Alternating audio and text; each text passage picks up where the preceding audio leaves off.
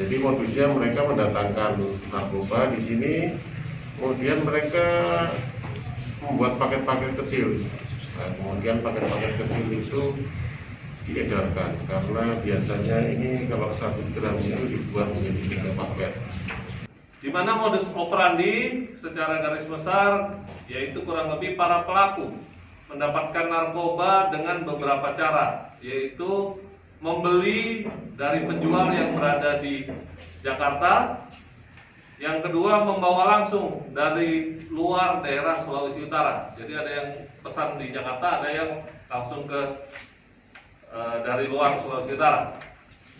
Kemudian membeli langsung dari penjual yang ada di daerah dengan memesan melalui handphone. Ya, yang keempat, membeli dari pasien. Pasien dalam hal ini berarti pemilik obat keras.